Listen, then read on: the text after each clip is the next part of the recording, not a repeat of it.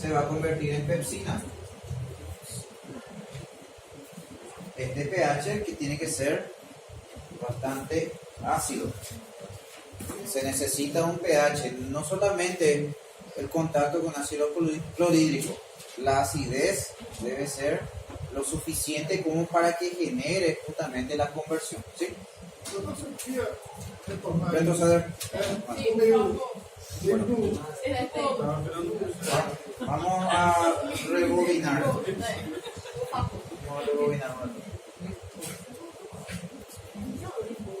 Ya no se utiliza más ese término rebobinar, ¿verdad? Eso es para el cassette. Bueno, vamos a rebobinar.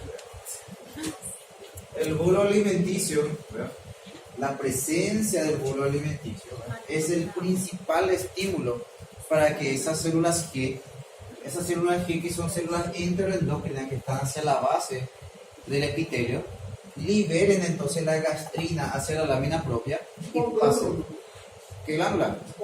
Principalmente va a aumentar a nivel de las glándulas pilóricas.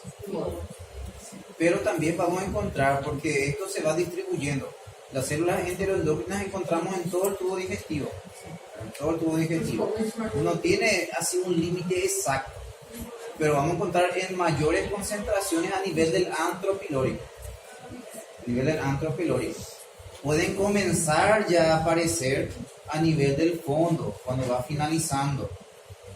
Y en mayores concentraciones vamos a encontrar a nivel del antro pilórico. O sea, no es que tiene un límite exacto, neto. Acá hay y aquí mismo ya no hay más. O sea, que van aumentando nada más en concentraciones. Y va aumentando también su liberación de gastrina en ciertos segmentos. Si la presencia del bolo alimenticio va a hacer entonces que esta célula que comienza a liberar gastrina.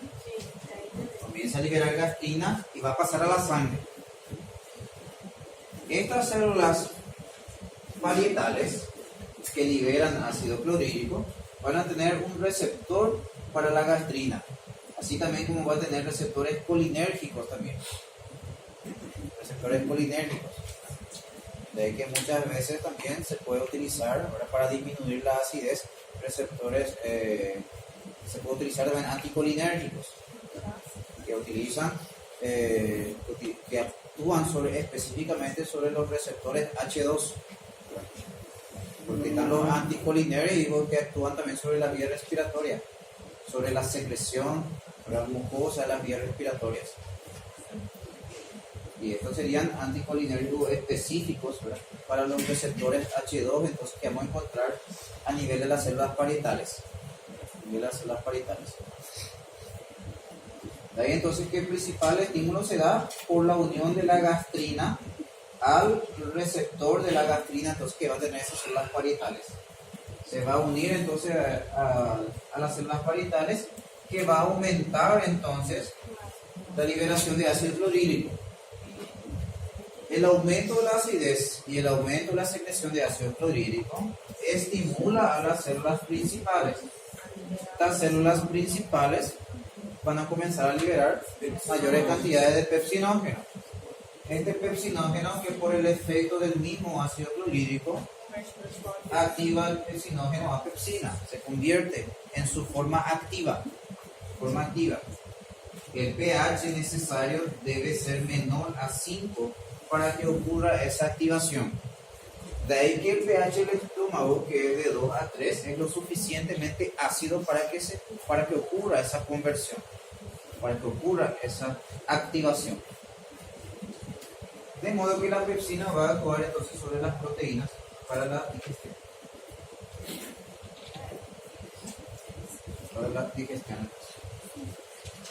Y hemos dicho que se suele afectar justamente, vamos a tener inhibidores de la bomba de protones que ayudan a disminuir la acidez, ¿verdad?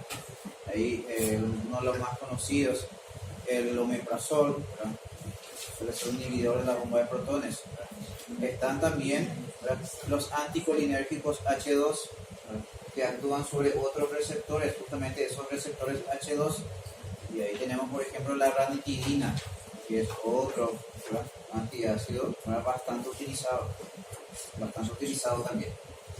Entonces, lo que hacen es inhibir justamente la estimulación y la liberación entonces de protones, hidrógeno. ¿Cómo? Sí, va a iniciar ya. Las proteínas se van a convertir en polipéptidos. O sea, va a iniciar el proceso. Y eso va a ir finalizando a nivel del duodeno. Pero ya va a iniciar ya ir rompiendo justamente y formando polipéptidos que se van a convertir en péptidos. Van a tener dipéptidos, tripéptidos, que luego van a pasar justamente. No va a completar todavía la digestión de las proteínas, pero ya va a iniciar. Y luego pasa al duodeno y ahí va a completar justamente. Sería la digestión. Inicia entonces el proceso a nivel del estómago.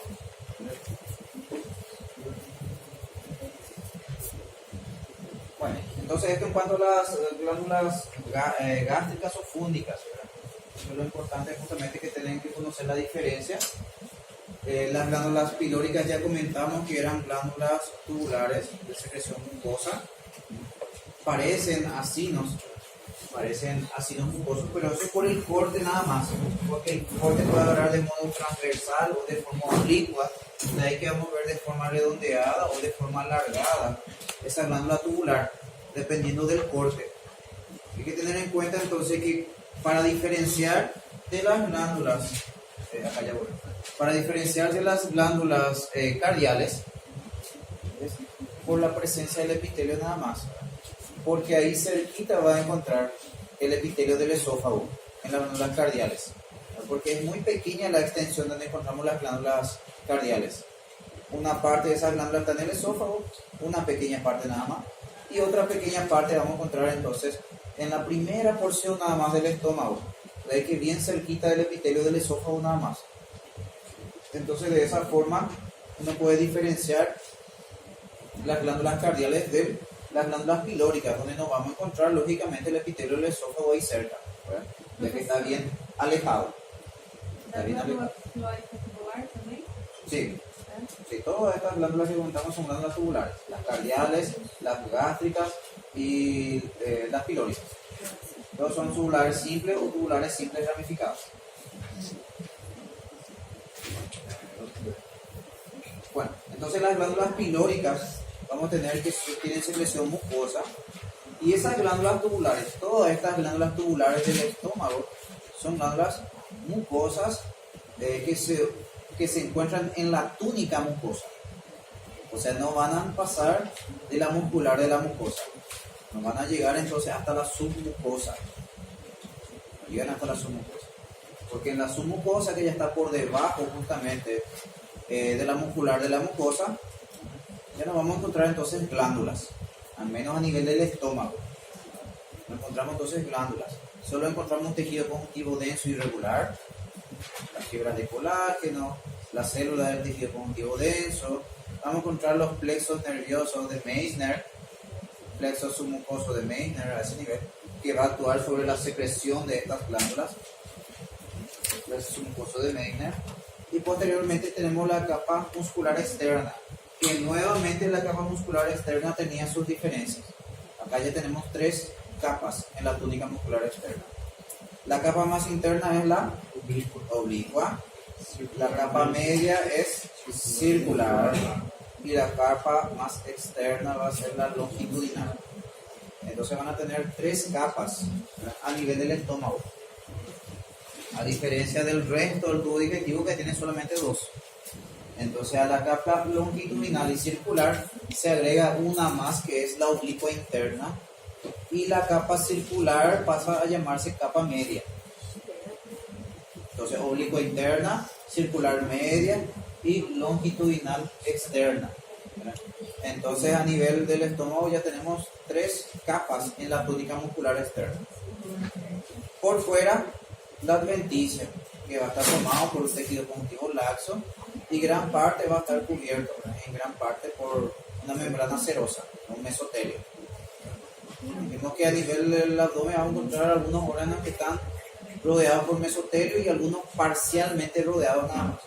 O sea, en parte sí, en parte no. Entonces en gran parte va a estar rodeado por un mesotelio, una membrana serosa. ¿Cómo?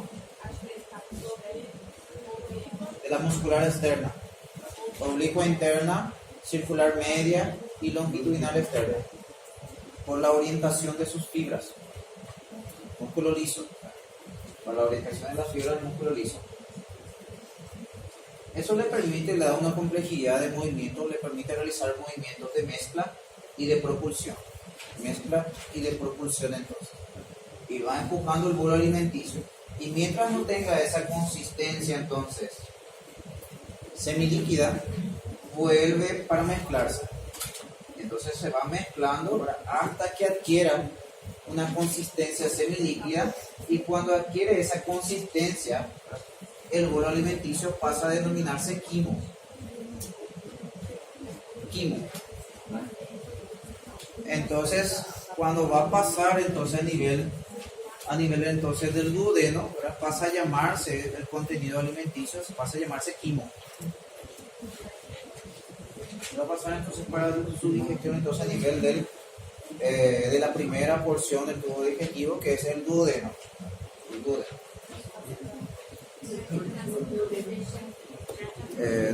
La primera porción del intestino. ¿Se entendió estómago? Capas del estómago, glándulas del estómago, características de cada glándula. Las células principales tienen características basófilas, floración basófila, porque va a sintetizar ¿qué? Sintetiza enzima, va a sintetizar una proenzima, de ahí que va a ser basófila. Mientras que las células parietales son eosinófilas. Eosinófilas. Se ve bien rosado, bien rosado. Vamos a ver algunas imágenes del estómago.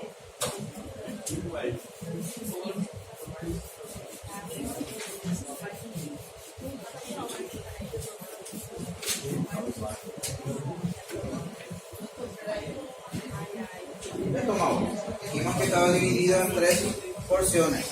Vamos a tener entonces el cardias, que justo aquí donde termina el esófago, donde vamos a encontrar entonces las glándulas cardiales esofágicas, y ahí enseguida encontramos las glándulas cardiales del estómago, que son prácticamente las mismas, solamente que va a cambiar el epitelio, de un epitelio plano estratificado a un epitelio cilíndrico simple. Secreción mucosa. El fondo y el cuerpo, que van a formar una sola zona, que se llama fondo o región cuerpo fúndica. Y a ese nivel vamos a tener nuestras glándulas gástricas, o glándulas fúndicas, o glándulas cuerpo fúndicas, o glándulas oxínicas. Todos son sinónimos. Todos son sinónimos. Vamos a tener entonces que aquí se va observando esos pliegues o arrugas de cuando el estómago está justamente relajado. En el píloro encontramos las glándulas pilóricas, la región antropilórica, y en el embudo y luego va a pasar lo que sería el duodeno, las glándulas pilóricas. Aquí podemos ver entonces lo que serían con unos pliegues o rugosidades que se van formando, ¿verdad? Y se fijan bien justamente que nuestras glándulas tubulares se extienden hasta la muscular de la mucosa, que está a este nivel.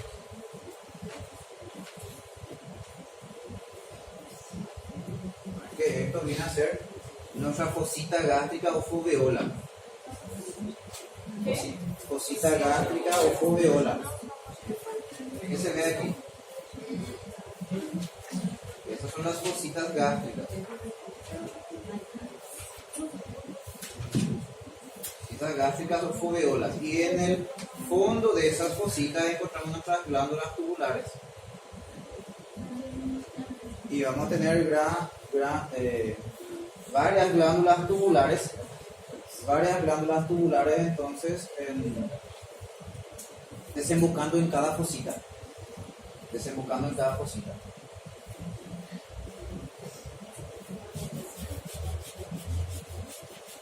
Se fijan que esta es la muscular de la mucosa. Entonces aquí ya tenemos submucosa. Submucosa, ¿sí? ¿Estos pliegues también son denominados de Göring o son...? No son rugae o rugosidades del estómago. Es parecido, no es lo mismo. Acá no tiene función de amplificar la superficie. Bueno, acá vamos a tener entonces submucosa a este nivel. Acá vemos entonces señalado lo que sería la capa. Señalado entonces lo que sería la capa mucosa, las rugosidades que se van formando, la muscular de la mucosa, que se ve aquí en color más lila, aquí en naranja, la submucosa, la muscular y la adventicia. La muscular, que ya dijimos justamente que estaba formado por tres capas: oblicua, media y externa. Oblicua interna, circular media y la longitudinal externa. Entre ambas capas vamos a encontrar justamente, ¿verdad?, el plexo mientérico de Auerbach, que va a estimular entonces el músculo, ¿verdad?, y la motilidad aquí gastrointestinal. Acá ya se ve justamente el esquema. Las células mucosas superficiales. Aquí vemos entonces nuestra fosita o foveola. Y aquí debajo ya nuestra glándula. La glándula tubular, que tiene un istmo, cuello y fondo. A nivel del istmo encontrábamos ¿qué célula? La célula madre, entonces, a nivel del istmo.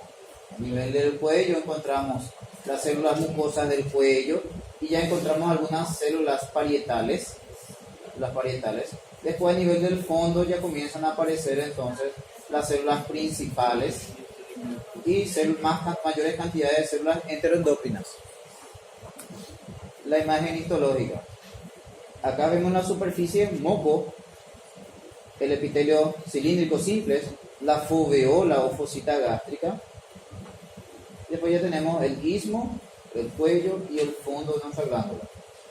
Acá, muscular de la mucosa.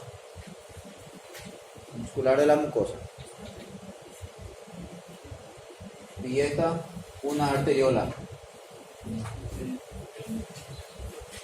Una o dos capas de músculo liso. Lámina propia. Sería este tejido que estamos viendo entre las glándulas tubulares. Entre las glándulas tubulares y los túbulos. Aquí justamente es difícil de ver por la cantidad de glándulas tubulares que se tiene. En otra imagen voy a mostrar que se observa mejor. Esto viene a ser la lámina propia. Pero aquí entre las glándulas tubulares también tenemos lámina propia. Porque la lámina propia se va a extender justamente hasta la muscular de la mucosa.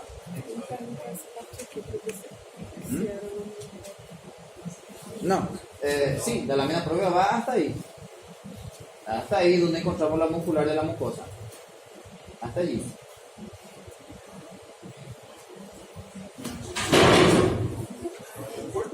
Algunas células entonces, para observar mejor las células de lo que sería nuestra glándula gástrica. Vamos a tener entonces, ¿verdad?, bien eosinófilas, las parietales, y bien basófilas, y aquí se ven los gránulos de Simógeno. Verifican las glándulas de Simógeno de nuestras células principales. Se ve en la base más basófilo por la cantidad de retículo endoplásmico rugoso que tiene a ese nivel. Y aquí una célula enteroendocrina que está en la base y va a liberar justamente hacia la sangre. Mecanismo de secreción entonces. Acá vemos entonces nuestra bomba, ¿verdad? Es una bomba de hidrógeno-potasio, ¿verdad?, que va a ingresar entonces potasio e intercambiar entonces con protones que va a liberar hacia la luz, junto con el cloro que va a formar el ácido clorhídrico. Acá vemos más extendido nuestra mucosa. Acá se ve la capa de moco, el epitelio, se ven las foveolas o fositas y las glándulas tubulares que se extienden hasta la muscular de la mucosa, porque a este nivel ya tenemos un tejido conjuntivo denso y regular de la submucosa y no vemos glándulas a este nivel. Muscular externa.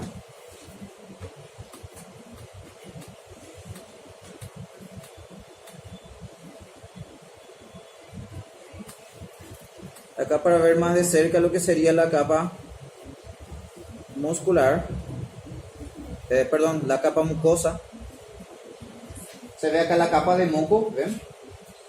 La capa de moco sobre la superficie de las células cilíndricas del estómago.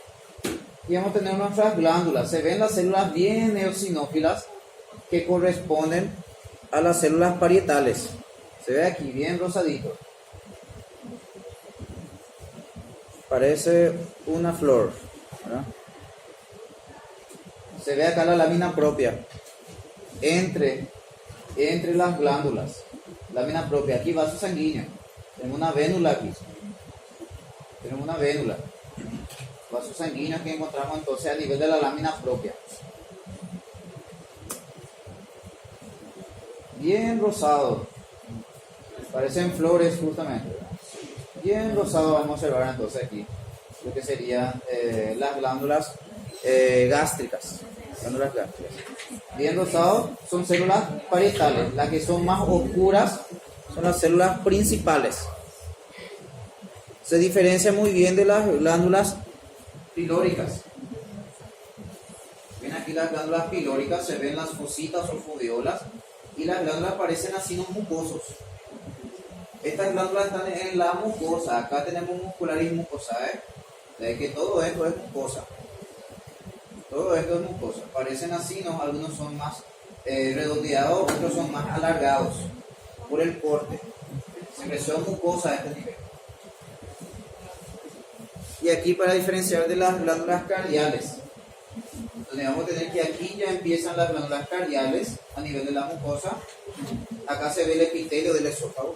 Acá continúan las glándulas cardiales, las glándulas tubulares, y aquí ya tenemos las glándulas gástricas.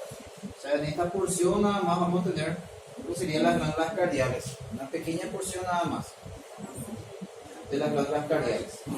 De ahí que se va a ver justamente parte del esófago, esa transición entre el esófago y el estómago, donde encontramos las glándulas cardiales.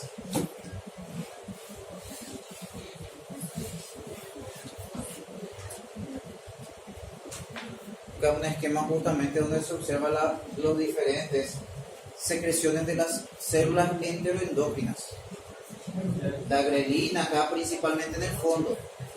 Después progresivamente a medida que llegamos al antro va aumentando la secreción de gastrina y cuando llegamos hacia el ilion disminuye. De ahí que vamos a tener menos células que a ese nivel. Vamos a tener que entonces a partir del duodeno inicia la secreción de colecistocinina. Y así entonces diferentes células enteroendócrinas que van apareciendo y van a liberar diferentes hormonas en diferentes porciones del tubo digestivo. Vamos a encontrar entonces entre las células epiteliales. Acá para ver nada más, parecen acinos mucosos algunos, que sería una glándula pilórica. Acá se ve la fosita o foveola y aquí se ve las glándulas tubulares, parecen acinos mucosos. Aquí para ver nada más una imagen donde encontramos justamente entre las capas musculares, justamente entre la circular media y la longitudinal externa, que vamos a encontrar en nuestro plexo mioentérico de Auerbach. Vamos a tener un pequeño receso y volvemos entonces